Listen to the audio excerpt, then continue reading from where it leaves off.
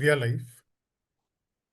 Good afternoon, everybody. And this is the module 6 of the Myopia Progression Control Certification Program being run by AIUS. And at the outset, I would like to thank Namrata Madam for giving all of us a platform to talk about myopia, which we know is a new pandemic. And today we will be mainly covering orthokeratology and how does orthokeratology help in controlling the myopia progression. And I'm really thankful to the experts, for taking out time and being part of this particular webinar. I thank Dr. Arvind Maurya, Dr. Chandrasekhar Chavan, Dr. Jai Kelkar. Dr. Rajiv Prasad may not be able to join. He has a personal issue with his family. And so Dr. Shruti is there. And I would really like to thank our experts, our presenters, Mr. Yashwant Saoji sir, who is an eminent practitioner of orthokeratology, and Ms. B.S. Savita. She has been practicing orthokeratology since years. Both of them are almost like teachers of teachers when it comes to, talking about orthokeratology for myopia control. And we have another eminent expert, Dr. Prajna Ghosh. She's from NN, and she has been doing a lot of work on orthokeratology.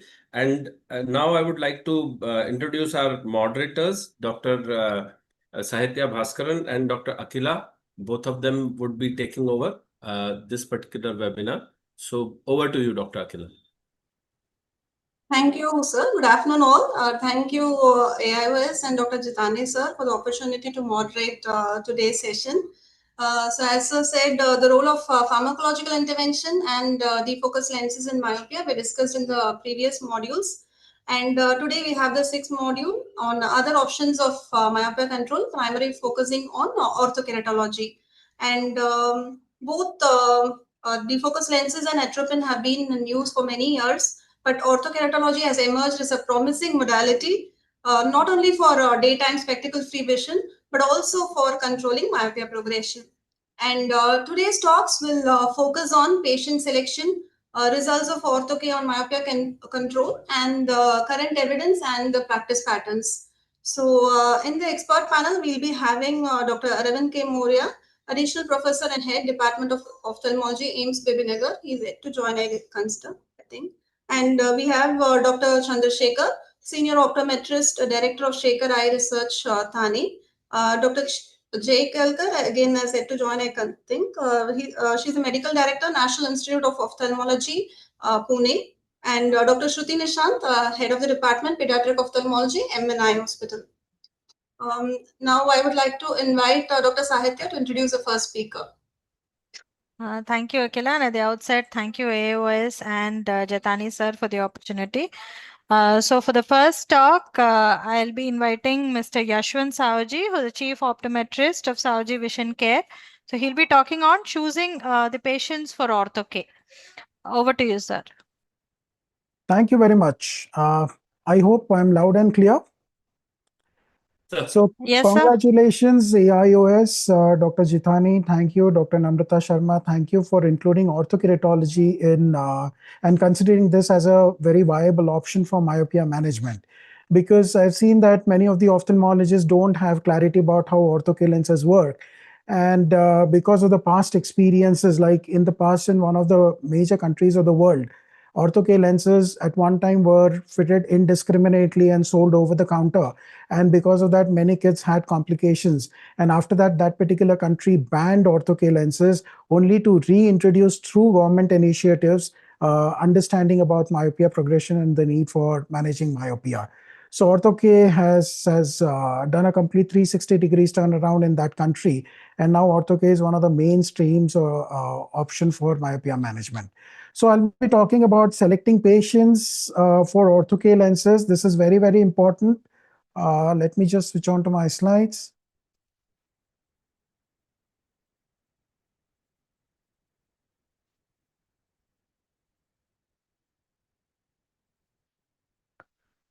Oops, we had a trial run and it shared very well.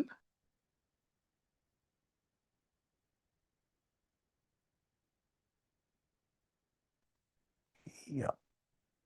Visible now? Yes, sir.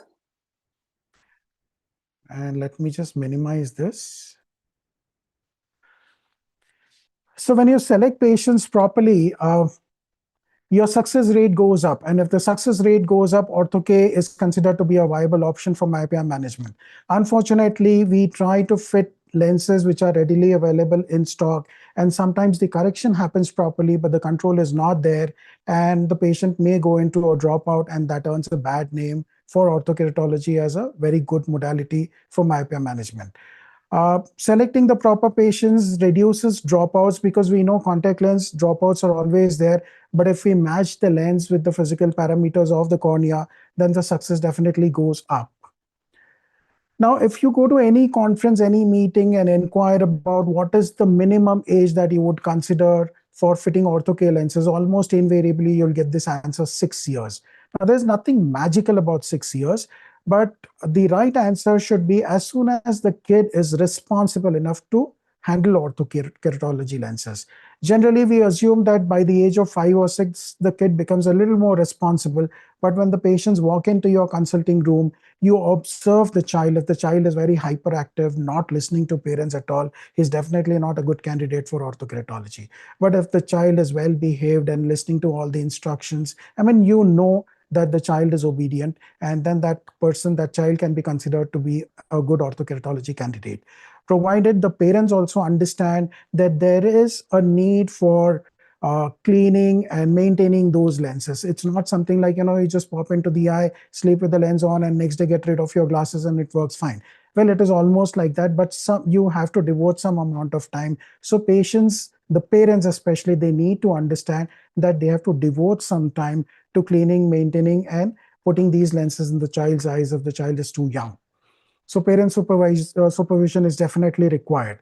Now, one of the challenges that we always face I'm sure Savita and Chandrasekhar would agree with me, that all these years we've been telling patients not to sleep with the lenses on, and suddenly we want patients to sleep with the lenses on. So it's difficult for them to process this information. They have to format their upper story and get rid of the old knowledge and reinstall the new software.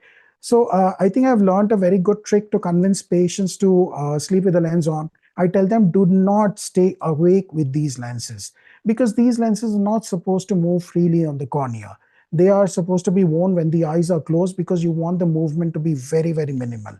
So once they understand that these are different lenses and they are meant to be slept in, then it is easy for the patients to accept these lenses. Sometimes I hear in the US, instead of calling them Ortho-K lenses, they call them as corneal molds, just to differentiate it from contact lenses.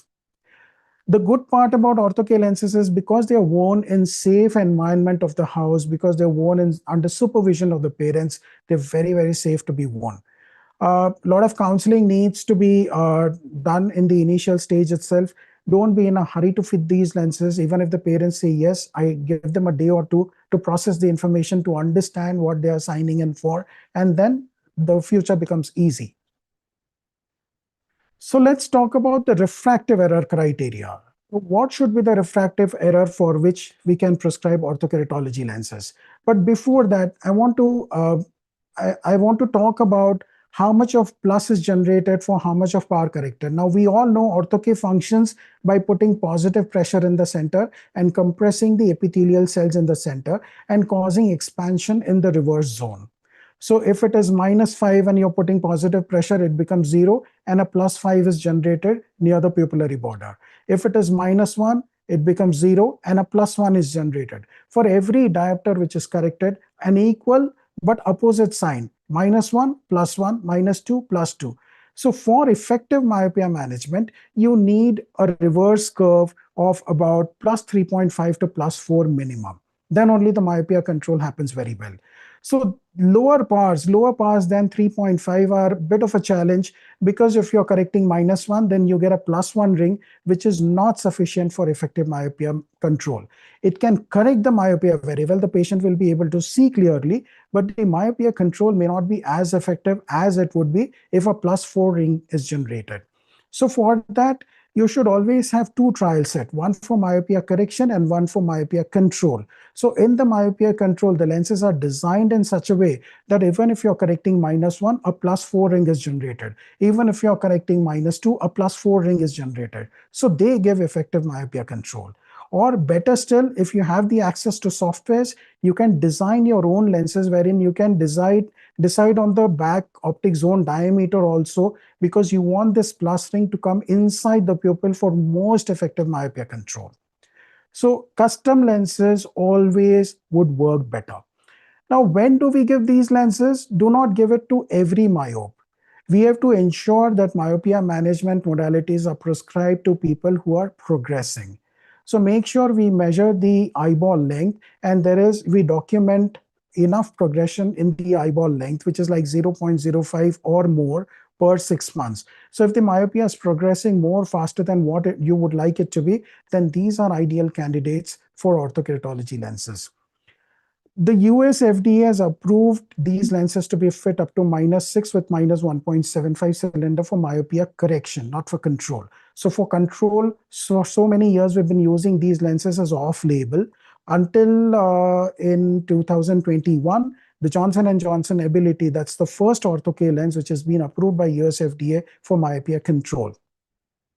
With the rule, astigmatism is more preferred. Now, not to say that against the rule cannot be fit, it can be fit, but the fit becomes more challenging. So with the rule, astigmatism makes things a little more easier.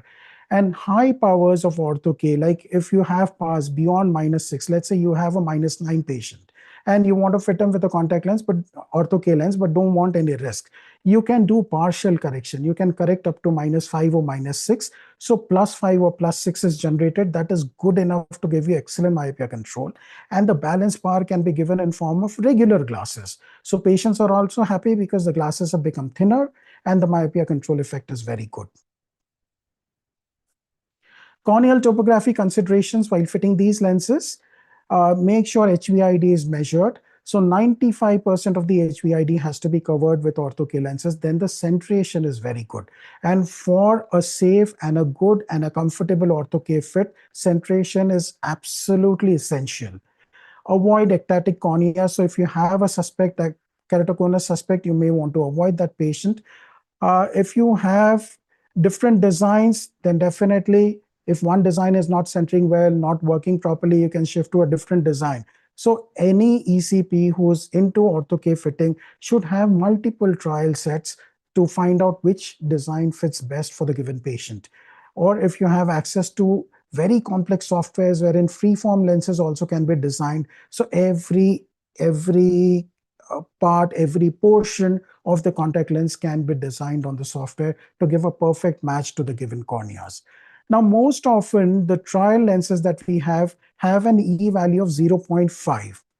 And sometimes the patients have an E value of 0.7. So you're using a 0.5 E lens for trialing a patient who's got 0.7 E. That means the alignment curves would fit slightly steeper. Similarly, if you have E values which are lesser than 0.5, then the alignment curves would fit a relatively flatter. Now, understand very well that when we are fitting ortho-K lenses, we don't bother about the center. The lens fits on the alignment curves or the peripheral cornea. So peripheral fitting is very, very, very crucial. And if there is a close match with the E values of the patient and the trial set, then your trial is definitely more successful.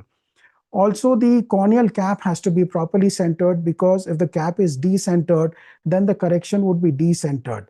Although there is little evidence to show that sometimes decentered correction provides even better myopia management, but do not deliberately create a decentration. But if there is some amount of temporal decentration and which is not harming the cornea, then these lenses actually fit and perform better for myopia control. The ideal K readings would be about 42 to 46. Again, that doesn't mean you cannot fit a flatter cornea with an ortho-K lens, but the fit becomes a little more challenging. But this is the ideal K reading bracket that I would recommend to start fitting ortho-K with, because the success rates would be very good. Now, when we end up seeing toric prescriptions, automatically the mind thinks, you need toric contact lens. But that's not true, because toricity sometimes may be limited to the center, and we are fitting these lenses on the peripheral cornea. So make sure you see the E values or you see the sag differential at the chord where the lens is landing. So your ortho-K lens normally lands at about 9 or 10 millimeters chord. So at 9 or 10 millimeters, you consider the E values or you consider the sag differential. If the sag differential is in excess of 30 microns, then toricity may be required. If it is below 30 microns, then a spherical ortho-K lens can work beautifully well. So that's the sag differential here. This is exactly at 30 microns. So maybe this patient would be happy with your regular spherical ortho-K lens. Pupil diameter, very, very important, because this is the reverse curve, or this is the plus generated after treatment. Now you want this plus to fall inside of the pupil so that a good amount of myopic defocus can be created and complete hyperopic defocus can be eliminated. So it is absolutely essential that we measure the mesopic pupil diameter and aim to get this red inside the pupil. If the patient's pupil diameter is very small, then adding atropine 0.01%, which causes slight amount of pupil diameter, would actually accentuate the effect of ortho-K lenses. So 0.01% atropine and ortho-K work wonders for myopia management. Obviously, just like with any contact lenses, your corneal health, your conjunctival health, your lid health has to be good. There should not be any active infection or inflammation. Mebonitis, blepharitis, not that these are absolute contraindications, but get those treated and then attempt fitting.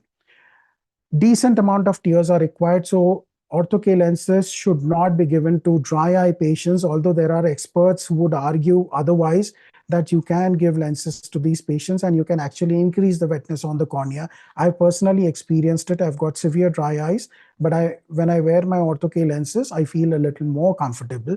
But it's very safe to say that decent amount of tears are required for effective treatment. Who likes side effects? Nobody wants side effects, but Ortho-K gives a wonderful side effect of helping you to get rid of your glasses during the daytime. And most often for myopia management, these are kids coming to your clinic and they absolutely enjoy life without glasses because they want to engage in active sports. They don't want glasses during the daytime. Spectacles are considered to be a taboo. They get called upon. So all these things are eliminated as there is no daytime specs required. Some people even go for swimming. In fact, one of my patients who's got -6 prescription, she's on Ortho-K and she swims, although I'm not very comfortable with Ortho-K patients swimming in swimming pool because we all know how badly contaminated swimming pool water is. So that's my clinic on the right side. Contraindications, not many. Everything can be managed, like lid issues, severe dry eye, keratoconus suspects, irregular corneas. Definitely, these are not the most ideal patients. But if we can get rid of few complications like blepharitis and lid issues, then we can prescribe Ortho-K lenses. Nocturnal lag ophthalmos is one problem which can create havoc with the cornea because the 6 o'clock part is exposed and that you get punctate staining, which sometimes people attribute that it is because of Ortho-K lenses, but it's because of the exposure. So lag ophthalmos patients are not the most ideal patients, although again, you can try fitting, but not the most ideal patients. People who have poor compliance, poor motivation, and unrealistic expectations with Ortho-K lenses. People feel, if my child wears lenses for about 3 years, then eventually there is no need to wear lenses or glasses and the power will be completely corrected.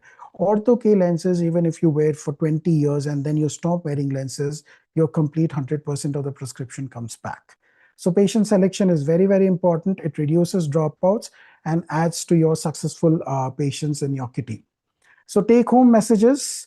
Urgency of myopia control, I definitely see. So if the axial length is too long for the child's age, then Ortho-K is going to be my first choice because Ortho-K lenses control myopia beautifully. Now, if you study the literature, you will see that the Ortho-K lenses success rate is 50%, which is not as great as spectacle-based myopia management. But if you custom design your Ortho-K lenses, then you can actually hike it up to very high levels. And if you ask people who are routinely fitting Ortho-K lenses, their patients very rarely progress in terms of myopia and axial length. Right patient selection, matching clinical parameters with the lens and the cornea, proper counseling gives you a beautiful, successful patient. And if you have any doubts, don't fit these lenses. So that's the ortho-K room that we have, and we have these bunk beds where the patients sleep for some time for us to check if the lens is if lens correction is becoming central or not. And that's my consulting room. Thank you. If there are any questions, I'll be happy to either take them now or at the end of the session. Over to you. Thank you so much, Mr. Yashwant. It was a very informative and a very aesthetic presentation. The slides looked absolutely amazing. Thank you.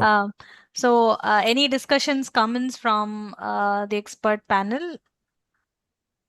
The floor is Hi. open for comments here. Yes, sir. Yeah, wonderful presentation, Yashwant. Always Thank you, fantastic, Shekhar. slides and well presented.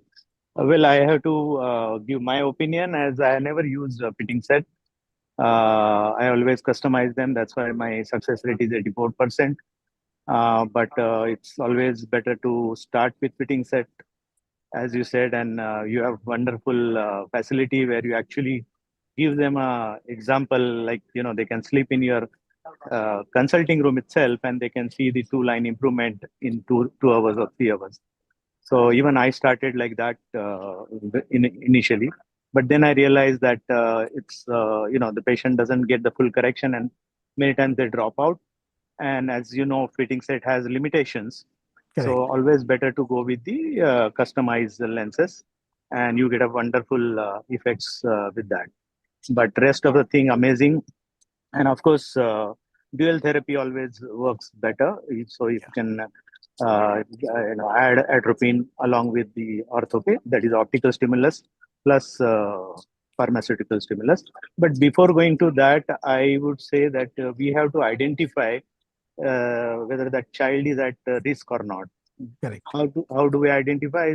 We have Dr. Jetani, myself, and Dr. Quresh. We have come up with the risk point calculator where we identify by asking question like one parent myopic, both 2 parents myopic, all the history, at what age the myopia started. And if you have those details, then you can decide whether the child has to be aggressively managed or you can manage, at a controlled pace. And third thing is, of course, the compliance and other thing, as you said, of course, the parent has to be perfectly convinced for undergoing their children for myopia control or ortho-keratology. That's the basic of all the thing. And depending on the severity, you can add 0.01 or now in India, we have 0.05% also. And it works wonderfully well. Yes. So as much as I would agree with you when it comes to custom designing your own lenses, but I would still recommend having a basic fitting set, because when you put the lens in the patient's eyes, you also get to see how the patient is behaving, how the patient is accepting the lens. And a combination of trial and customizing would actually get you the best results. This is what my observation is, rather than straight away ordering the lenses based on the parameters. Yeah, I've been practicing since nobody was heard of Ortho-K. So 2004, and so far there is no problem. And in fact, I don't give them trial. And my success rate is, as I said, 96%, 84 to 96%. So of course, it depends on private, the practice, what kind of patients you get and what kind of, the way you handle the situation. One more thing I wanted to say is the toric lenses. The criteria for going for toric lenses, according to my thing, is if there is a limbal to limbal astigmatism, then always go with the toric lenses. Correct. And if it is, not limbal to limbal, then you can manage with the regular spherical lenses. Yes. So I'm 2 years younger to you, Shekhar. We started in 2006. Yes. Both of you are very young. You don't look so much old. Thank you, sir. I think there's some questions in the chat box. We can take. Jenny, I can't see them because I'm on the phone. I'll read it. Yes, Dr. Satya will do that. Yes, sir. The chat box question 1 from Jetani sir is that once a patient is wearing ortho-K lenses, how do you know if the myopia is progressive or not? Because the glass powers would be plano only. Axial length. Measure the axial length. So measure the axial length, and also you can do over refraction over contact lens. So you can put the lens in the eye and do duochrome assessment to find out if there is any increase or not. But all the decisions should be dependent on axial length rather than the spectacle prescription. Yeah. So, when you prescribe an ortho lens, you should have a baseline axial length taken, because Definitely. Yeah. we're setting it on the cornea, so we should not get carried away. We should understand that we are doing this for myopia control, if at all we are doing this for myopia control. Correct. And it has to be axial myopia. Correct. So, And regarding the life of the lenses, usually we ask them to change every 1 year if they are under the program of myopia control, and if they are just come for the orthocal lenses, then depends 2 years to 3 years. Along What with is the proper Yashwant's take? hygiene, that is very important. That is without saying, sir. You are putting a contact lens, so that has to be properly maintained. So hygiene is important. But best part is most of the time the children are not doing all that stuff. So parents are taking care of the hygiene part. So we are safe. No, and time and again, it has been proven that kids are better patients as compared to adults. Yeah. Because kids are used to a disciplined life. So once you tell them you have to clean it this way, then do this, and then put on the lenses, they will exactly do it that way. They will not take any shortcuts. Just a quick question, Dr. Chavan. Why every year for myopia control, and why after 2 years for other patients? Come again? No, every year. When you are prescribing for myopia clinic, why do you want to do it every year for myopia control, and for other patients, if it is only for routine ortho, why do you want to do it for more than 2 years? So it's RGP lens, so it can last for 2 years, 3 years, no problem. But for children's, I always enroll them under the program of myopia control. So I don't only give the ortho lenses. I'm giving them a global control. That is, if they require a atropine, lifestyle modification, we have some special spectacles that they can wear even on the top of ortho lenses, like a peripheral defocus lenses. So many things, and we take care of their myopia progression. If the progression happens more than 0.5, then they are not under control. So you have to go more aggressively. As long as it is less than 0.25 every year, then they are called like successful candidates, and you can maintain that whatever you are doing for the myopia control. Dr. Jethani, may I add something? Yes, sir, please go ahead.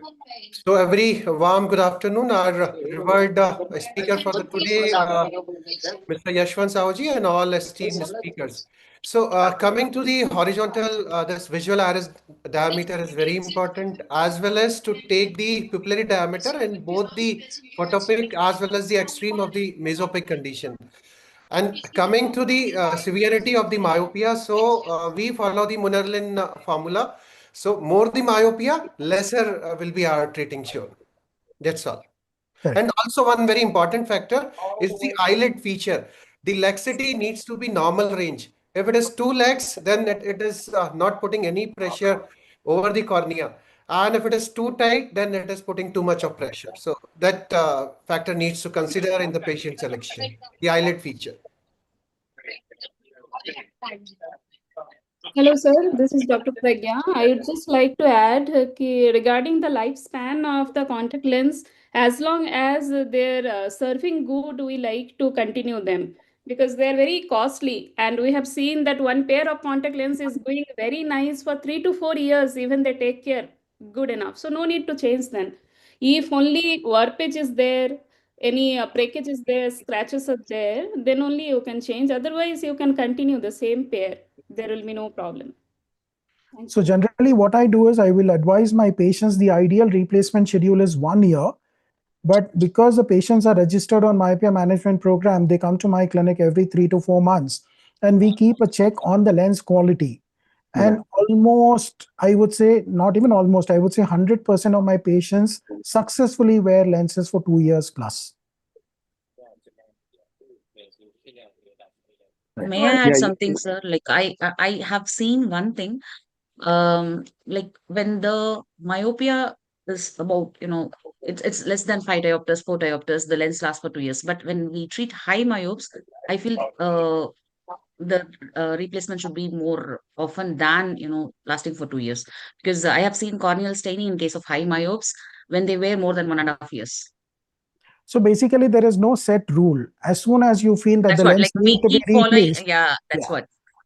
Yeah, as far as Dr. Jethani's question, hygiene. So it is must for any ortho-K patients to use hydrogen peroxide regime. If at least in my clinic, if they are not going to use hydrogen peroxide, I won't give them a lens. Yashwant? Yeah, I agree with that 100%.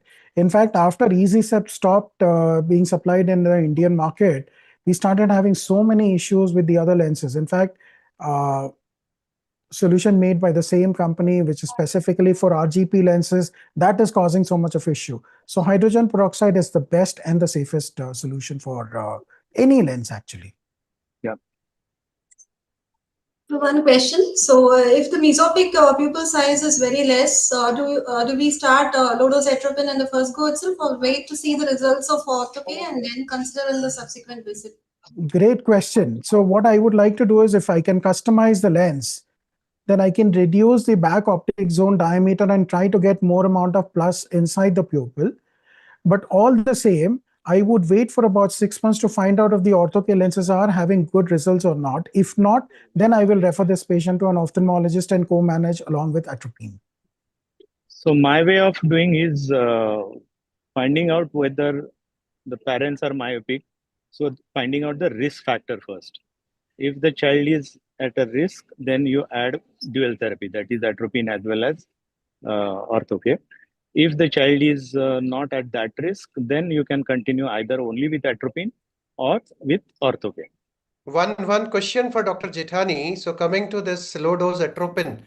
So 0.01 or the 0.05, and in the morning time or at the night time?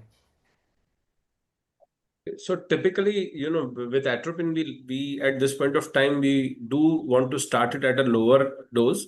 When the kids are young, as Dr. Chandrasekhar said, that, if your risk assessment is such that the kid is younger, kid is 5-6 years old, and both the parents are myopic, and there is a history that he has progressed in last 1 year very quickly, you may start 0.05%. But otherwise, normally we would start 0.01% and then move on to 0.05% if he is not responding to 0.01, or if he is progressing despite the compliance being good. But if you know that, see, younger kids have lesser side effects and lesser problems with the 0.05% atropine. So those are the good patients for 0.05%. And even in atom and lamp studies, you will see that the younger kids are more likely to be non-responders to atropine. Despite all this, there will be at least 35 to 50% of children who would not respond to any form of atropine, be it 0.05%. So when 0.05% was not available, we used to do 0.01% morning and evening, like twice a day. Yeah. So now, of course, we have a choice of 0.05. I just wanted to ask Dr. Chavan, you said that, if the lens is not working, you would be more aggressive. Means, is there a design which is more aggressive, or, Ortho-K given means that the maximum aggressive? No, what you do is in the reverse zone. Okay. In the reverse zone, you add more power. As Yashwant explained wonderfully well, if a child is say -2, so you are going to get only +2 at the reverse zone. But you can customize the reverse zone and add, additional. So at least 4 diopters plus has to be there. So the question is, why not do it in all the patients? Like, I will reframe the question. The companies like Essilor and Hoya, they are coming up with version 2 of myopia control glasses, in which the power of the peripheral zone would be more than 4.5, or maybe up to 6 it will be.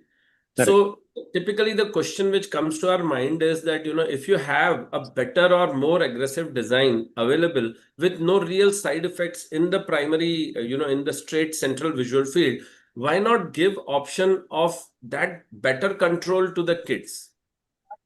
See, to answer this, the ortho lenses are not manufactured in India. So we are dependent on the American manufacturers, and that is how the difference is. Like Yashwant is using a fitting set, so he has his own limitations, and in only few cases he may customize the lens. The cost will increase tremendously if you customize. In my case, I don't bother about the cost. I always customize the lenses. I don't know about Savita, but you can always customize and give the addition more. There is a paper which says the addition of 3.5, minimum 3.5 has to be there for hyperopic defocus to create. So +4 is the safe, and you can go higher and higher. So Dr. Jethani, actually different sets are available for myopia control and myopia correction. So customizing definitely is the best option, but that works out more expensive. But if you have access to a set which is ready stock Ortho-K for myopia control, that also will generate about +3.5 to +4 reverse curve. So selecting the right design is very important. But in case of like when you go beyond like 2 or 3 diopters, it's already the reverse zone is going to be more only. Yeah. And also, in case of Ortho-K, not like, and as you said, sir, like in case of Stellus, it is just going to be stable on the eye. When it is going to be Ortho-K, slight decentration is also possible. So in the first go, we cannot, think of like giving more plus dose, whatever is required is fine. But giving, extra plus dose, that is like, you are creating glare also there. So the child will not, most of the times we have never experienced any glare with any of my fittings or any of, I think other practitioners would also agree. No, for the question what he has, like, why not we give more plus dose in the reverse zone? So instead of, choosing a particular patient where he's not responding, because it's going to be good. We do not know whether there will be more of glare because Savita, we can turn it around. We can turn it around. You counsel the patient in such a way, you tell them that your child may complain of glare. We want that because that is something that will control myopia, and then glare is not a problem. Child will never complain. I have never seen a child because they are inside for better part of the evening, so they will not complain. Adults will complain. They're not driving. High myopes, they complain. I have seen high myopes who are complaining about glare. I never had any complaints. I never had any complaints. Wonderful. And as far as the lens was very much centered. +4 power or whatever the addition we are talking, it's just like same as using 0.01% atropine or 0.05% atropine. So that depends on the case. So accordingly, you can have the reverse zone design so that you can have a plus or a higher plus dose. I think it is sorry. I thought you finished. Yeah, and always the diameter of the treatment zone has to be smaller for myopia control. Yeah, that's absolutely right. The thing is, like, what I wanted to tell is when it is high myope, that much of we create a reverse zone also, right? What is high myope you're talking about? What is the cutoff? More than 8 diopters, more than 7 diopters. I'm talking about those candidates, not the regular ones. That's why I said low myopes do not have any problem. Yeah, they're exception. They're already gone across that. Yeah. I think the take-home point here is the plus dose can be increased to whatever we require, and it can be customized to come completely inside the pupil. So changing the lens design actually can increase the effectivity for Ortho-K lenses. Sir, I think very insightful comments and discussions. So can we move on to the next talk? Yes. So next we have Savita BS, the founder, director, and consultant optometrist at iFull Specialty Optometry Solutions, Chennai, for her talk on results of Ortho-K in myopia control. Over to you, ma'am. Yeah. Is my screen visible? Yes. Yes, ma'am. Yeah. So actually, I'll finish very quickly because it is not just the stage which has been set for me, but also whatever I have covered in my presentation had been already discussed and had already been spoken. Before I begin, I just wanted to thank AOS and Jitani sir for inviting me to talk about the results of orthokeratology, my passionate subject. I have my guru here, Dr. Chandrasekhar Sawan. I have been learning orthokeratology lenses with him even till now. I had been always discussing about all my cases with Yashwant Savji sir. So happy to present my results about orthokeratology lenses as well as from the evidence in front of them. And without further delay, I would like to talk about the results of orthokeratology in terms of efficacy, in terms of safety, and what does the evidence say about orthokeratology lenses? What do I see in my clinical practice? And what is the psychological impact the orthokeratology lenses have on children with myopia? So this is a systematic review which had 12 RCTs, and it is published between 2019 to 2021, which said almost the axial length progression is equivalent to low dose atropine when it is when it is about orthokeratology lenses, which we all know, like we all tell, like defocus spectacles controls myopia progression when it is about axial length. It is not, it's a great pillar. But when it is about orthokeratology lenses, it is at par with low dose atropine, and the axial length elongation was about 0.15 mm plus or minus. So that is what is the efficacy of Ortho-K, which had been published in this systematic review. And Dr. Santo Domingo Rubido and his colleagues have conducted a comprehensive analysis about the efficacy and safety of orthokeratology lenses for myopia control, pulling the data from clinical trials conducted in Hong Kong and Spain.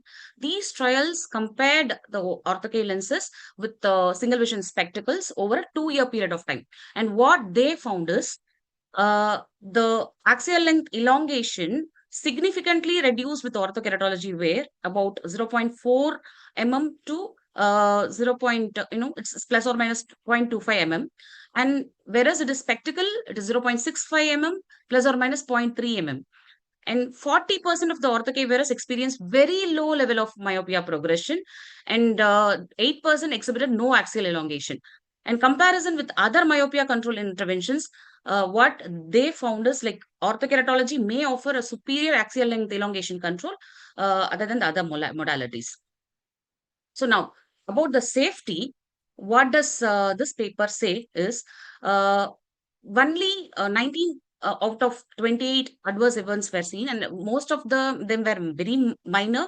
None of them were lasting throughout, and most commonly it was mild corneal aberrations and mild corneal staining, and only 6 were classified very significant, and it is not sight threatening at all, and no evidence of microbial keratitis was reported in this publication.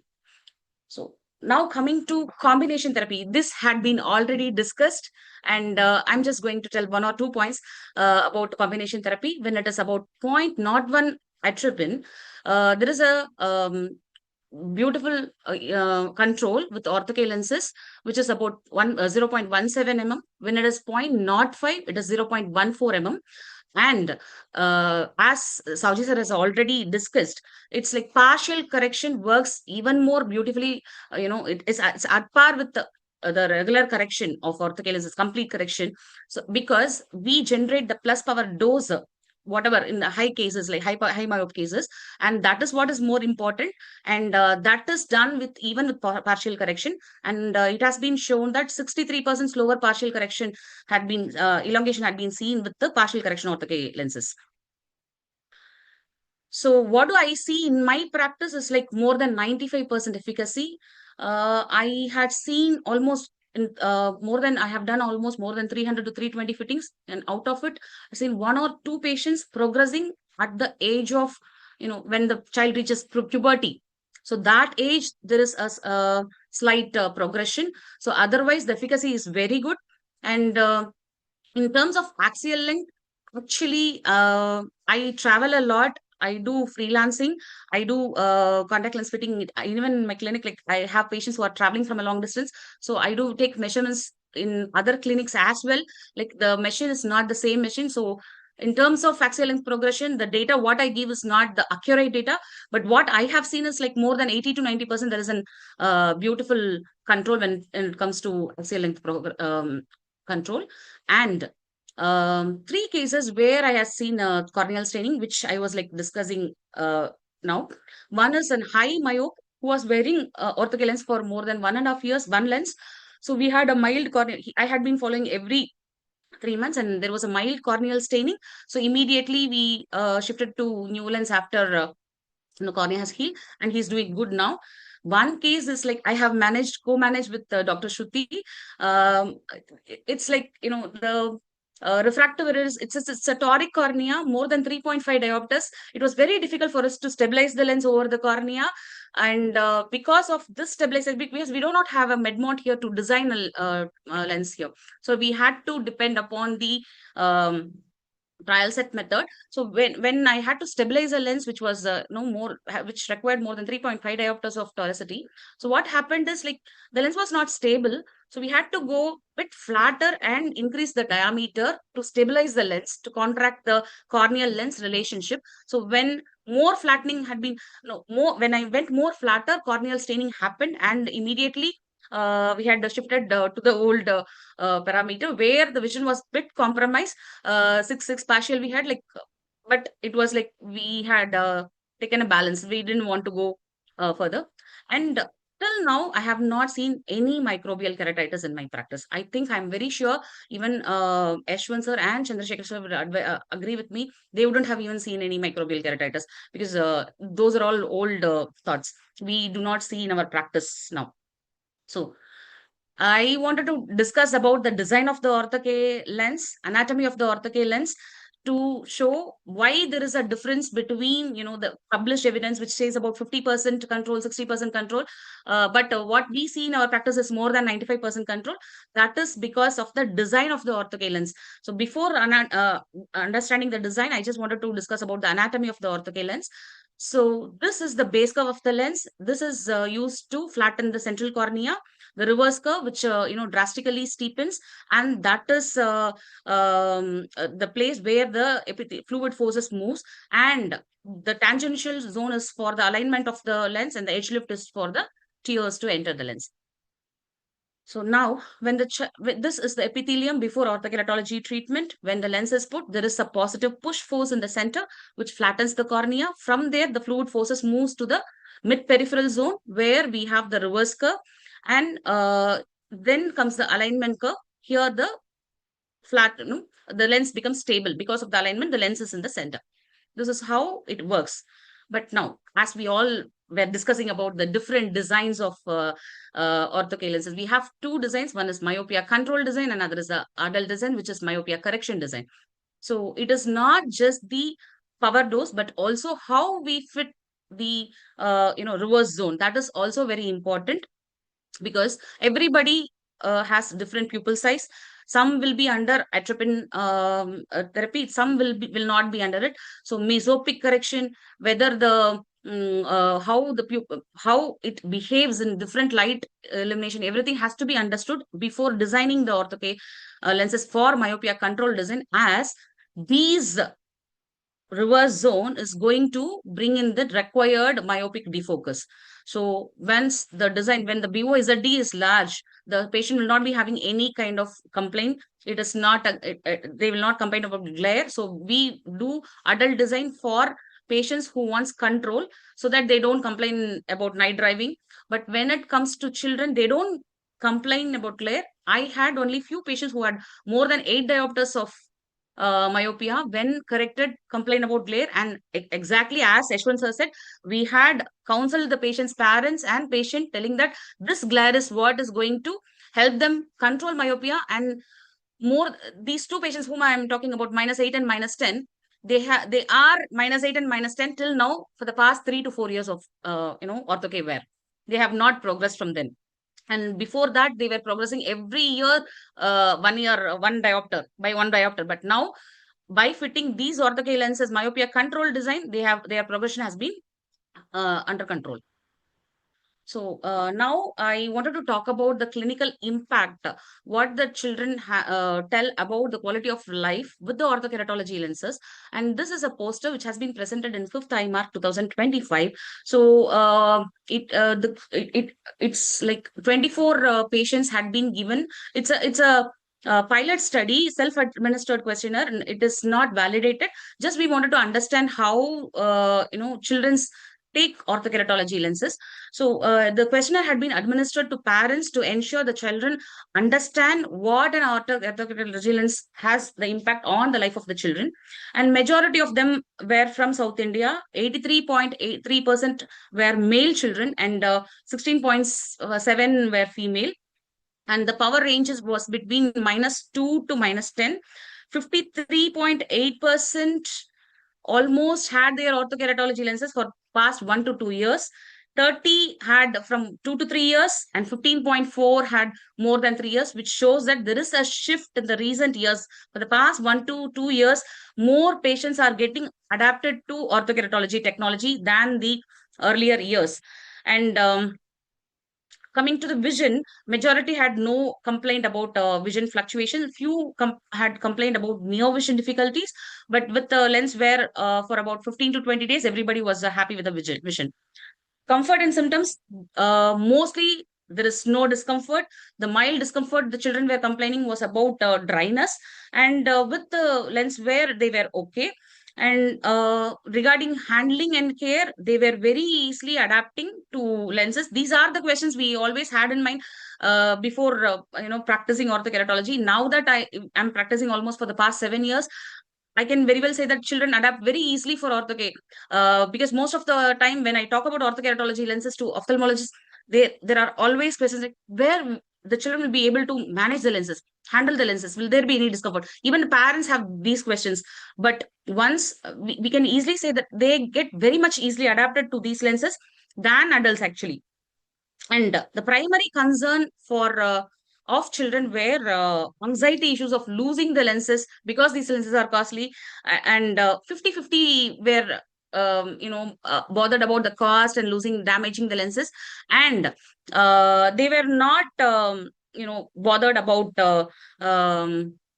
how the UV light will affect the lenses. They were very much will there be any injury. They were more concerned about losing the lenses or damaging the lenses than injury or anything which will happen to their eyes. And parents were also not concerned about the cost as a major factor when it comes to ortho lens. And the main important thing which I was wanted to discuss is more than 65%. A lot of children have said that the confidence of confidence in them had increased after wearing ortho lenses and discontinuing the spectacles, which had not been mentioned in most of the places. Like when it comes to orthokeratology, we always talk about myopia control and efficacy, but we do not address the confidence which the ortho lenses, which has been the impact is more in terms of confidence levels. They can play, they can carry their work easily. It's not like the child wants to play. It is the nature of the child not to sit in a place. So these lenses help them a lot in carrying out this swimming or any other extracurricular activities in a very better way. And overall satisfaction, here we can see almost 95% patients have, children have said that they are very much satisfied, and only few said like the satisfaction is very much not there. So it's like more than 95%. So this is about the poster which has been presented in IMARC, and it's a very small number. It's a pilot study which I wanted to do it in a large scale, but since it was a very short time, like I thought I would do a pilot study. So to wrap up, ortho is one of the most important pillar of myopia control, which we are not actually taking it, as it is like required. We are not doing it as much as it is required. The ideal candidate selection is very much important. The parent has to understand, the parent has to support the child, the parent has to sit with the child in the initial stages, because the child may lose a lens, the child may break a lens, the child, so once the child is learning the lenses, how to wear the lenses, how to clean the lenses, the parent has to sit with the child, and the parents should know when to wear the lenses. Like waking hours, it should not be worn. So those things we have to ensure that, because we cannot ask a child to take care of everything. So the parents should be equally involved. So that child is an ideal child. And dispensing and fitting, it requires definitely skill sets. So when you fit a correction, design for control, that is not going to happen. Control is not going to happen. The patient will see clearly, but the control will not be there. So that's why there is because we have so many practitioners who fit so many, we do not know what design they have fit. So when you fit a myopia control design, definitely the control is more, their efficacy is more when compared to a general design. And the proper fitting and follow can be, it ensures the safety, and that is very important when it comes to ortho-K lenses. And co-management is the key for successful ortho-K fitting. If there is any corneal staining, mild aberrations, so the patient has to be referred to ophthalmologist, or if I'm like anybody is fitting in the hospital, that is very important. Co-management is the key for successful ortho-K fitting. So with that, these are my references, and you can connect with me via my social media handles and my mail ID. We are happy to freelance ortho-K services as well. So I'm open to questions now or later. I think most of them has been answered in the previous discussions. Thank you, ma'am.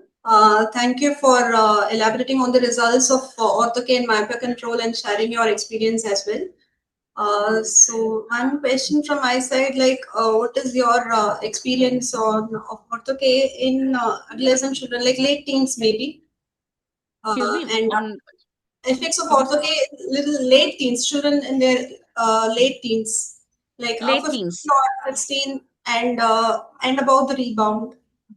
Rebound is not seen, because I have not seen a patient who's discontinuing ortho-K lenses. So I have not seen a rebound actually. Late teens, people who have started in late teens, yes, they respond well. It is there is no progression. There is no progression. I have few patients who have started very late, but there is no progression. Ortho-K as such, there is a very good control in clinical practice. Thank you, ma'am. Any comments from the panelists? Dr. Shruti, ma'am, because we are in Chennai and it's a coastal area, we come across a lot of patients with mild allergic conjunctivitis, and most of the time it's actually perennial. Children keep rubbing their eyes. Though Ortho-K is RGP and nighttime wear, still, do you go ahead treating these patients with Ortho-K? I think Shruti is not there. I think Arvind sir can take that. Yes. So, excellent talk, Savita ma'am. So, coming to the complications. So, the only complications that is, as per the highest order of evidence, is the systematic meta-analysis, is the staining. So, what we are doing, we are giving the lubricating also. And along with this tree halos, that is a disaccharide. And it has the anti-inflammatory part also. So for the mild to moderate type of inflammation, it takes very good care. We don't need anything else. BD dose, that suffice. And coming to your other question, Dr. Alka, the regression, the daytime regression, it is there if it is the patient is not wearing for a week or so. But these are all reversible things when the patient start putting.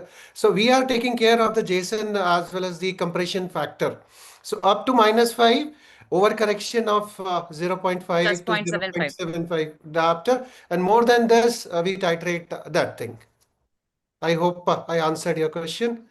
Yes. So you're asking about the regression at the end of the day, is it? Yeah, means she was asking if the patient discontinue. Is I'm getting it correctly, Dr. Alka? Yes, one question was about the rebound, and the second question was Rebound is like once you stop the lenses, what is the progression which is happening? That is rebound, right? So that rebound I have not seen with ortho-keratology lenses. But when it comes to regression at the end of the day, again there is a plus 0.75 as Jason factor, which sir has said already. That will take care. So as far as the rebound is concerned, there are a lot of papers, and that is seen in pharmaceutical agents, that is atropine. Yes. For optical, there is very rare rebound, but most of the time, in my practice at least, I always combine optical as well as pharmaceutical. So you really don't know, and we don't stop it unless there is some, patient migrates to somewhere else. But usually, we are not seeing much of a rebound. In fact, as Savita mentioned, patients don't want to stop. Don't want to stop. Absolutely. They are so happy. Yeah, so the idea is to put them in Ortho-K, and by the age of 2022, then we They go wait for LASIK. 3 months and then go for LASIK. LASIK. Yeah.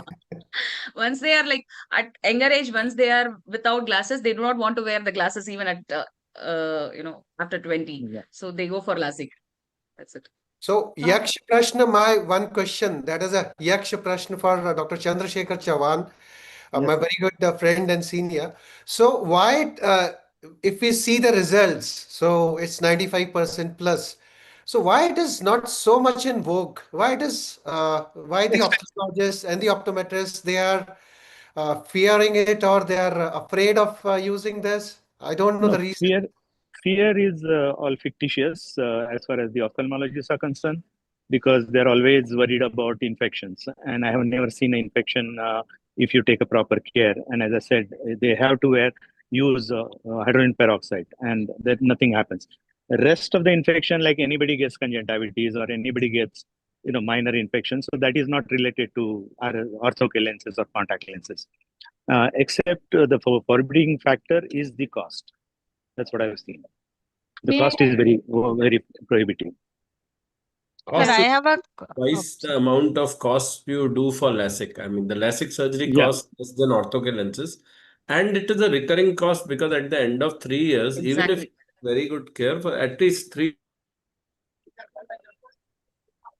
Okay, I think I'll have to sign off. I'm boarding my flight now. So Best of journey, sir. thank See you so you. much. Thank you. Thank Thank you. See you. Thank you. Bye. Thank you, sir. Thank Bye. you, sir. So Ma'am, I while had a preparing for the question. So in case I know Ortho-K, you've said that you don't see a lot of microbial keratitis at all. So in case a child gets conjunctivitis just like that, just like every other child gets it from school or outside, say a viral conjunctivitis or microsporidial, how long do you wait to restart Ortho-K in those children, especially if they have corneal we have to SPKs? we have to co-manage with the ophthalmologist in this cases. Yeah. Like when there is a infection, we ask them to discontinue the lenses, take the proper treatment, come back after ophthalmologist opinion to restart the lenses. Once everything's settled, like maybe 15 days or so, we can start the lenses again. So once the Everything settles, acute yes. inflammation settles, you restart. Yes.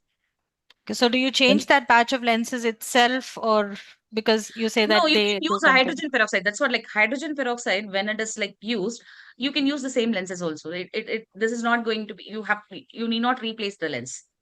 Because sometimes all these viral conjunctivitis, they go on for like weeks together and you still see SPKs. It takes pretty much So that's what, sometimes 14 to the 21 cornea should be days. clear. I have to had a tick mark from ophthalmologist for me to Okay, restart the so lenses. only if the Most of cornea the is mild clear. cases, 1 or 2 weeks of time we can start.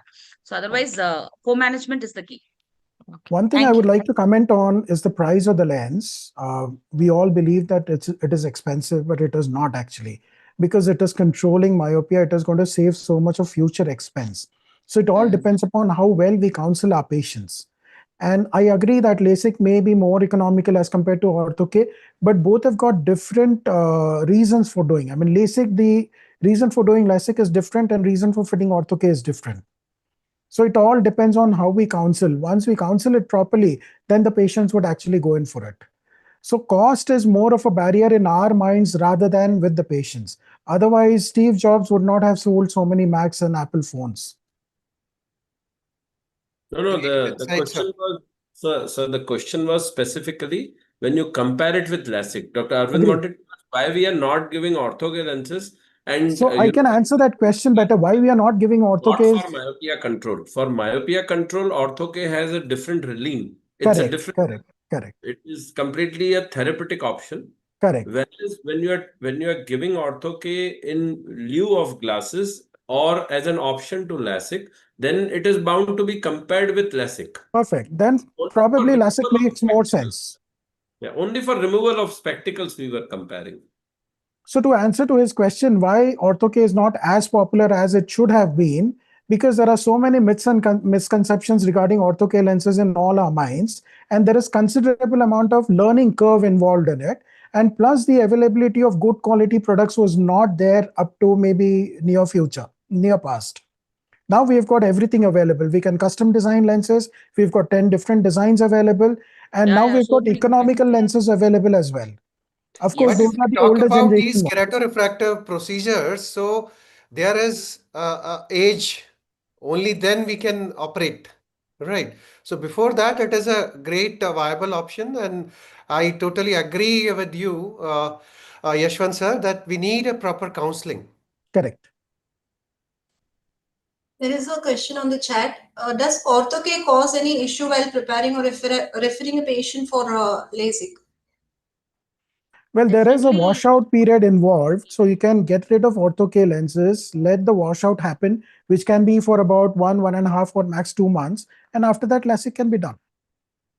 So what we are doing is the topography. That is a Correct. must, right? So after discontinuing the Ortho-K and then waiting for the period, and then again we are doing the topography. When the parameters are stable, then only we are going for the LASIK LASIK. procedures. Not to complicate things. So if there are no more questions, can we go on to the third speaker? Yes. Yeah, so I'd like to invite Dr. Prajna Ghosh from Narayan Nethralaya. She's a consultant in Narayan Nethralaya. So she'll be talking on myopia control with Ortho-K lenses. What do we know? Okay. Over to you, doctor. We can Okay. see your slides. Yeah, am I audible? Yes. Yeah. So I think I want to thank AIVS and Dr. Jitendra for having me here. And I think I'm the youngest practicing Ortho-K, considering other speakers. So we have started here at Narayana Nethralaya from 2020 or 2021. So last 5-6 years we are practicing Ortho-K. And we were also very skeptical before starting Ortho-K, because we were preoccupied in our mind with all these complications that came out from the data in different studies. So but once we started and we kept on doing, and it gave us so satisfying result that now it has become one important part and parcel of our myopia control clinic. So I would just be presenting how much do we know, and I would also like to focus on what are the things we yet don't know, or if one of the speaker they know, they can enlighten about that. So lot of one second, my slides are not moving. Why?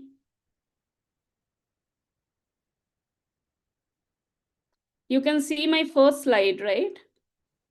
Oh, yes, ma'am, it's visible. Yes, ma'am. Stop. Now it is moving, I think. Yeah, it's moving. Yeah. So as already discussed, we all know that defocus glasses and Ortho-K all are working on the same principle, taking care of peripheral hyperopic defocus.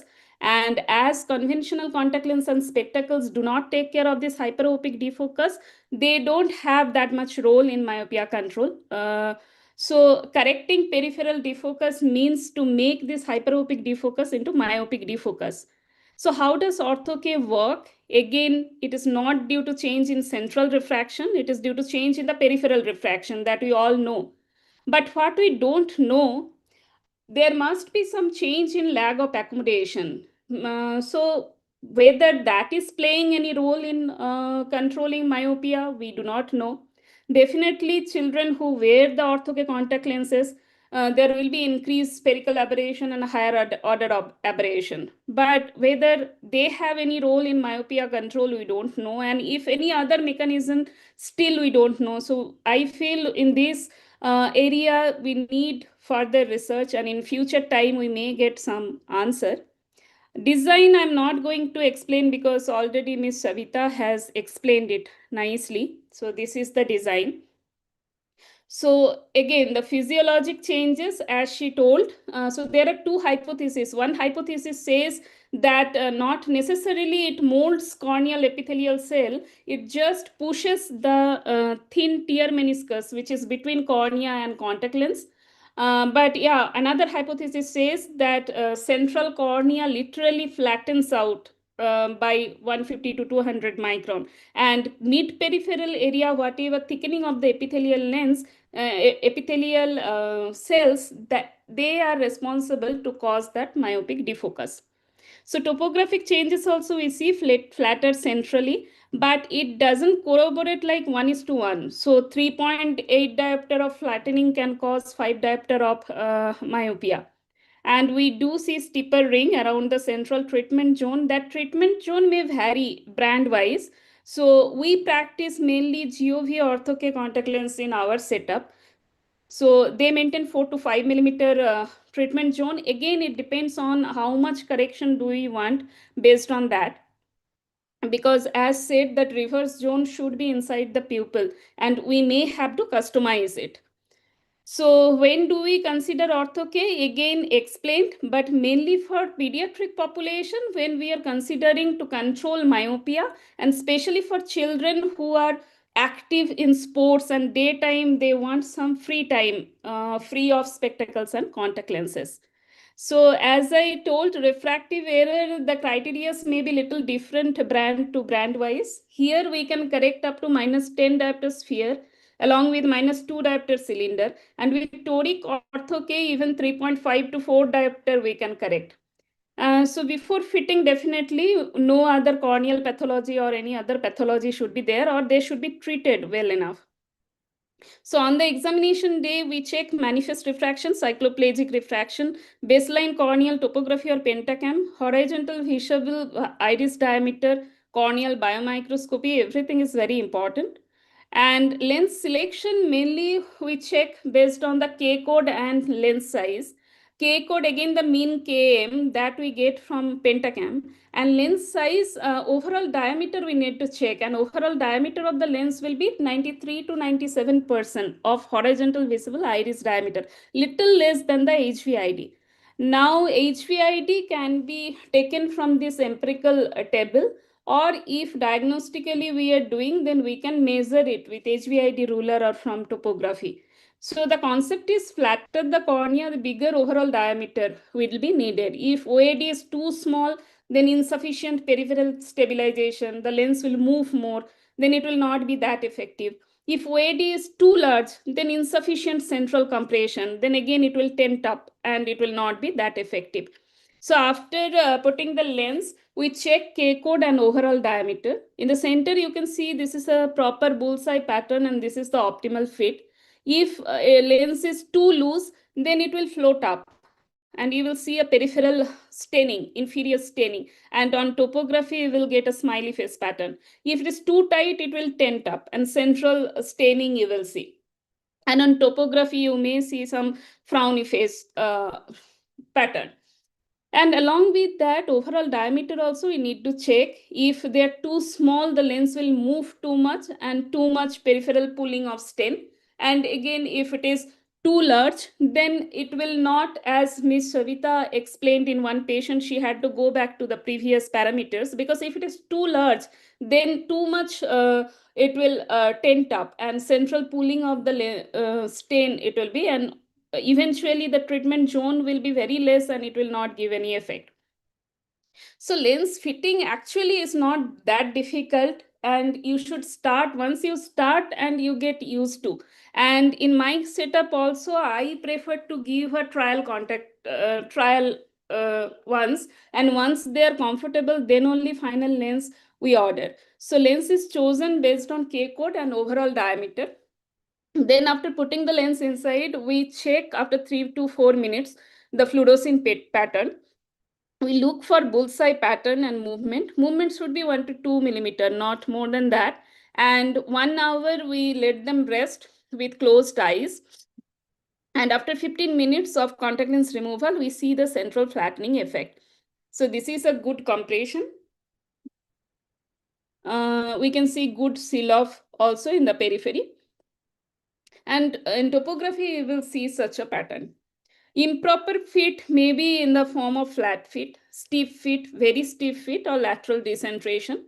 So in case of flat fit, there will be too much bearing in the center and poor seal off, as I showed you before. So many times you may see some corneal abrasion, some punctate staining due to that too much touch in the center.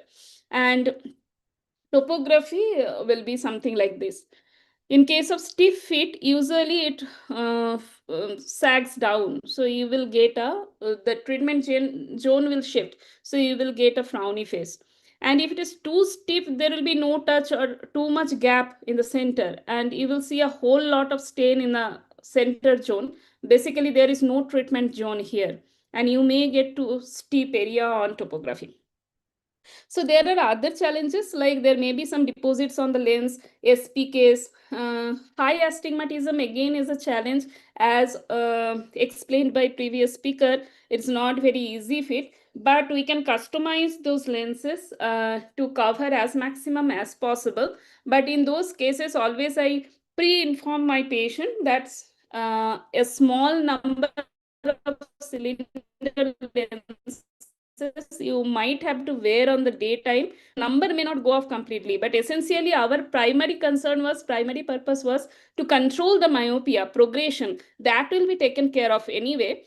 But whatever extra advantage you get, like daytime you can be completely free of glasses or contact lenses, you might have to wear here a small cylindrical number. And other few contact challenges, like sometimes in case of stipple lenses, some air may be trapped inside, causing this dimple veiling might be there. And again, I have also advised many ortho-K for last 5 to 6 years, but I have never seen any infectious keratitis.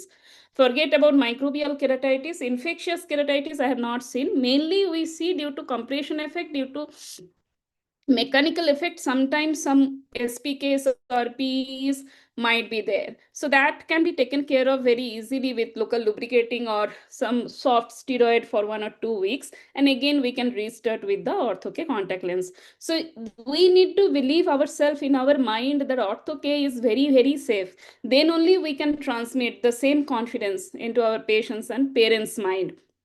So Ortho-K users usually experience very few complications over that many years. And recent studies have also shown actually microbial keratitis rate is very, very less when compared to other soft contact lens users.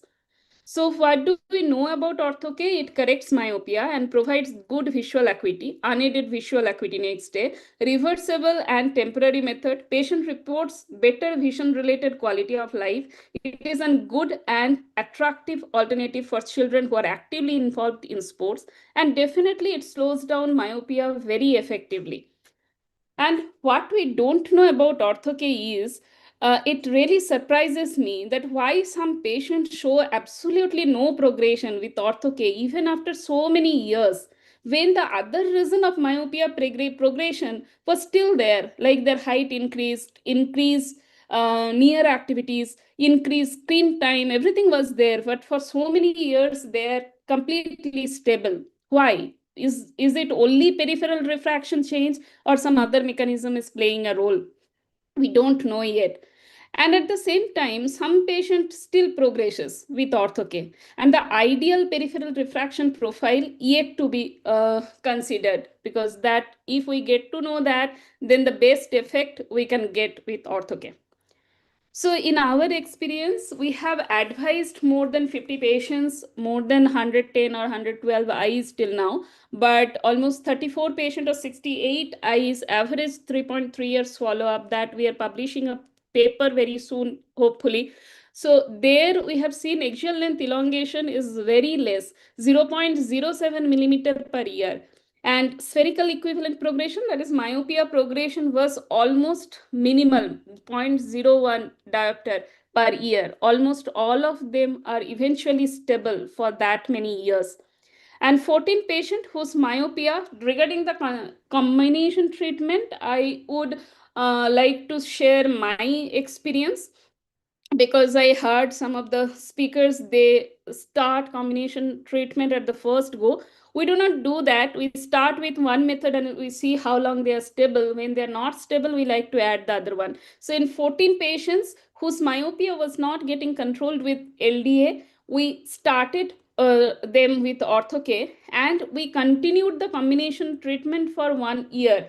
When they stabilized, when there was no change after 1 year, eventually we stopped LDA. but they continued to remain stable with solo Ortho-K treatment. So it has proven its good efficacy as solo and combination treatment, and there was no major complication noted. As I told, 2 patients had some contact lens related red eyes, which was taken care of very easily. One patient, we saw some corneal staining, but that was a flat fit. So a refit analysis was needed and we changed the contact lenses. So to avoid decentration issues, original map analysis is very, very important.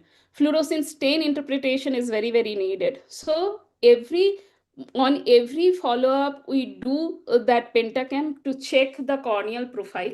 And every 6 months, we check axial length to check any axial length elongation is there or not. To avoid other issues, proper training is required, maintain eye hygiene, maintain contact lens hygiene, and repeat topography needed. And with regular follow-up and compliance to the treatment, we can take care of this complication, if at all any, very nicely. Not to forget, we can't skip corneal topography. Keratometry is not a substitute of topography.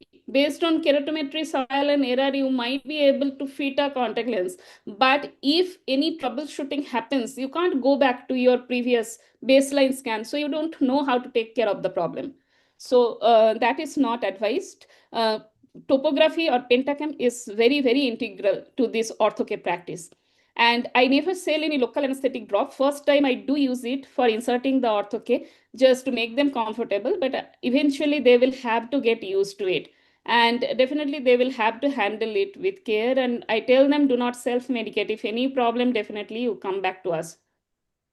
So I will just take another few minutes to explain this. Now, GOV Ortho-K contact lens has come up with their soft contact lens, which is day wear. That also we have advised for another 6 or 7 patients who are doing perfectly well. So their design actually mimics this rigid Ortho-K contact lenses. These soft Ortho-K contact lenses, they have some peripheral flexure, and under the flexure, there is some tear reservoir. So actually that tear reservoir acts as a is the reason how that myopic defocus happens. And it's almost 14.4 millimeter. The advantage of these lenses are they can correct up to minus 15 diopter. They can cover till minus 15 diopter. So for high myop, more than 10, when Ortho-K, rigid Ortho-K we are not getting, we advise them this soft Ortho-K contact lenses, and they are doing pretty well in our practice. So for them, no trial is needed. Directly you can advise with the power. Power code will be 1 diopter more than their original power. That is to include that tear reservoir, 1 millimeter tear reservoir. So as I told you, they didn't have any troubleshooting. Almost 2 years follow-up and they are doing fine. So take home message, don't be skeptical, it works. Even though I say whenever you start, you will be skeptical, that is perfectly fine. But after you do 1 or 2 patients, you fit them and you see the results, how long they are doing perfectly fine, they're not getting troubleshooting, they're not giving you also trouble, you will be so much comfortable and confident in advising Ortho-K contact lens. And fitting contact lens is not so difficult as we think.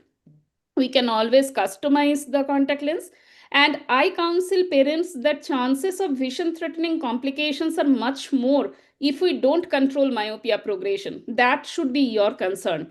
Chances of getting Ortho-K related complications are very, very less. And even if it happens, they are perfectly treatable. With minimum treatment, we can take care of that. And to conclude, this is my favorite quote. There is much we do not know about myopia and myopia progression, that what is happening, what is going on, why this is happening. But we know enough to know that we cannot do nothing. We cannot simply sit back and see the number to increase, because we know the implication of number increase. So anyhow, we need to control them. And I think it's a good try to give it a good try with the Ortho-K contact lens. So let's fight together and beat myopia as one. Thank you. Thank you so much, Dr. Prajna. And now we have all our 3 speakers have given their talks, and it was an absolutely amazing session. So we have time for a few closing comments and questions. We have 3 questions in the chat box as well, which I'll just quickly read so that the panelists can answer. As corneal staining is a commonest side effect, how do we tackle staining during the course of ortho-K? Do we need to discontinue lenses? If we discontinue lenses for some time, do we put patients on half-powered glasses for the time being? And for those who are regularly dispensing ortho-K lenses, do you take written consent form from patients before starting lenses, informing them about complications? It's open to the panel for closing comments and answers. So first of all, when there is a corneal stain, we should know why the corneal stain is happening, whether it is because of the base curve or it is because of poor hygiene. Like what is that which is causing the stain? So if it is going to be the base curve, then we have to change the fitting. So that we have to take care. And regarding the lubricants, it's like mild lubricants are enough for us to treat corneal stains. So other than that, what is the next question? If you're discontinuing ortho-K, do you put them on Partial glasses. half-powered It glasses? depends upon the power. It depends upon the refractive error of the child. Like one or 2 days, like the effect is not going to be enough. If I have few patients who are wearing ortho-K for so many years now, when 1 or 2 days they discontinue, it is not going to impact their vision. So they are like okay to wear. It depends upon the refractive error of the child. So we can give daily disposable soft lenses if required, and then And manage actually, the this. patients will have their old glasses always with them. Yeah, So in case exactly. of any of this scenario, we tell them to manage with those glasses. They manage easily. There Yeah. is And this consent is very much important. We have to get an informed consent. Right now, even Manicon has come out. Yesterday, I just have it in, I think, here. Consent booklet, which has been given by Manicon with the instruction of use. So consent is very important. I think Yashwant sir is taking consent with every patient. He has advised me to take also with every patient. So I started after his advice. I That is request very you, important. Savita ma'am, to kindly share it in the chat box, that consent. Yeah, this is not a share PDF, sir. I think, sir, you will be No having a problem. PDF. Kindly make it and then share. Yeah, sure. So excellent talk, Dr. Prajna Ghosh, and we are looking forward. You have done 68 cases. We are looking forward for that study to get published. And I agree with everything what you have said, except one thing, that me, Dr. Jethani, and Mr. Yashwant Saoji, we are older than you. So excellent talk. I It like was that. very good. I was so And happy to see and Dr. and, Pragya talking about ortho-keratology lenses so positively, and because when I started my practice, I went to all ophthalmologists asking for referrals for everybody was like thinking like ortho-keratology is going to the corneal keratitis is going to be there. Everything is like negative about ortho-keratology, but now so uh, yeah. it shows That's why that you are all when open to ortho-keratology. Only thing is you were not sure what will happen with the cornea. So now But that when you don't know, all this fear comes. So I would not deny, when I started, I myself was very skeptical.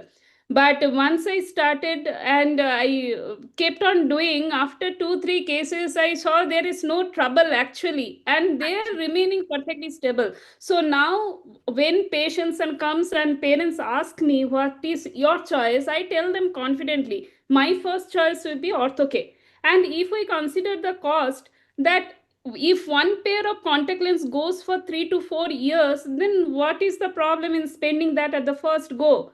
And these peripheral defocus glasses, they are not even that less costly, 16 to 18,000, but children are not maintaining. After few months only, it is getting scratched. So even if number has not increased, parents they will have to change it.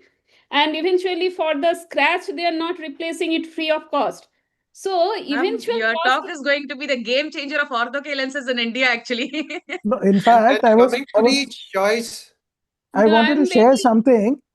Do you know Dr. Ghosh, who's the owner of GOV? Any idea? No, He's an no, ophthalmologist. Yeah. no. He's an ophthalmologist, and he's one of the finest designers of ortho-K lenses. Yeah. So And what lens you are practicing, like because I you have was I many. I have 4 designs. I've got Contex E and EX system. So Context basically has got different designs for myopia control and myopia correction. Then I've got Context Toric also. I've got Paragon CRT, and there is one lens from OK Vision Russia. Yeah, Paragon corrects till -6. That I Yeah. know. And coming to the choice of, yeah, please go ahead, Dr. Prajna.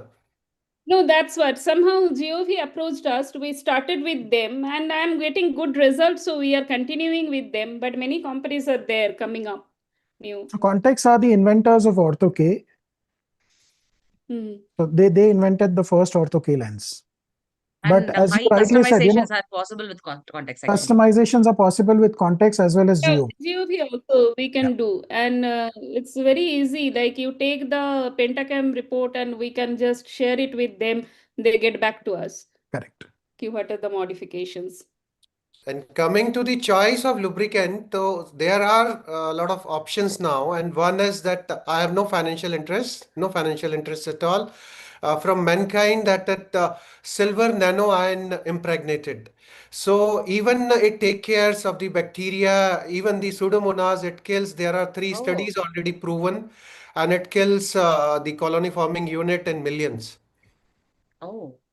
Yeah, you can go through that study. Just a word of caution, the lubricating drops should not be too viscous, otherwise it can cause lens No, it binding. is not so viscous. No, it is not. No, I mean, I just wanted to make this point. Yes, of course. It is not a gel, it is a drop. Okay. Yeah. Would it be possible for you to reveal the name, brand name?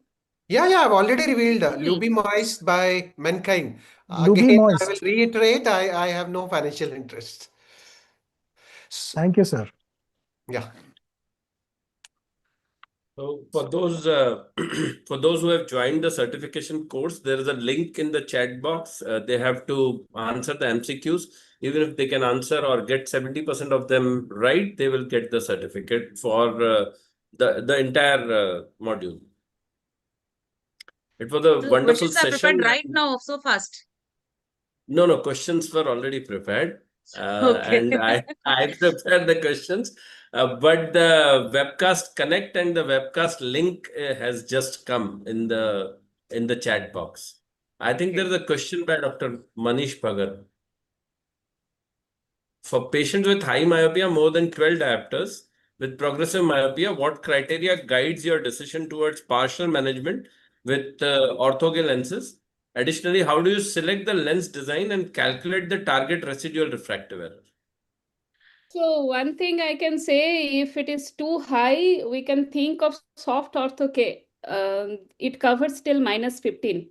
But again, if the myopia is so high, how much effective it will be, that remains a query. But yeah, these are the options, because options becomes very limited in that high myopia. But you can definitely try with soft ortho-K. We have advised for almost 6 patients who were beyond 10, and over 2-year follow-up period, they are doing fine. You also have an option of fitting RGP contact lenses with a +4 ring on the front surface. That also can be designed. And that is worn on daytime as a daytime lens. But of course, it may not be as effective as your soft ortho-K. So soft ortho-K is a better option. Or your regular ortho-K, you can correct up to -6, -7 and give the balance in form of glasses. So the partial correction, add when we convert the vertex distance for -12, it is going to be around -10. So for -10, what we can do is up to -6 we can correct, and 4 diopters we can give it in spectacles. That can be done actually, or Correct. you can go for So that is how it can be done. So the thank maximum you. power Or that like we have give -6 and then over refract whatever is coming in that, then we can give it in spectacles, because again there is a conversion. The vertex distance plays a role. Can I take 1 minute? Yes. Since we're talking about ortho-K, if we try to over refract, you will be unpleasantly surprised with vague autorefractometry readings. True. That is because of the spherical aberration that we are creating after fitting an ortho-K lens. So over refraction has to be very, very carefully done. Don't rely too much on your autorefractometry readings. It is bound to come haywire. Yes. In many of astigmatism patient, I have seen the refractive error will be there, the patient will be reading 6.6. Yeah. Any more questions?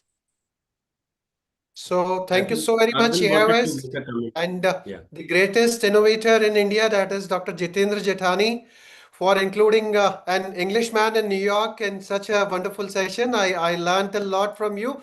And one request to you that kindly you must do something about these Ortho-K, some innovation in India to reduce the cost. Thank you so very much, all the admirable the panelists and the speakers. Thank you. Thank you so very much. Have a Thank good you. day. Thank you, Thank sir. you. Jai Hind. Thank you so Thanks, much, sir. AOS, for inviting. And thank you, Dr.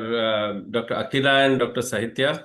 My special thanks to the speakers, Mr. Yashwantji, Miss Savita, and Dr. Prajna. Wonderful talks and lot of insight. Actually, I think I myself wanted this particular topic because we have been using Ortho-K since last couple of years.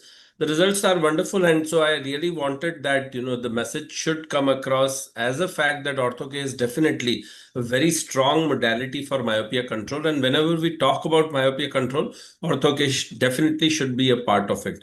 My special thanks to Dr. Arvind, Dr. Shruti, Dr. Chandrasekhar Chavan, who could, they took out time on a working day in afternoon. So thank you so much for joining us.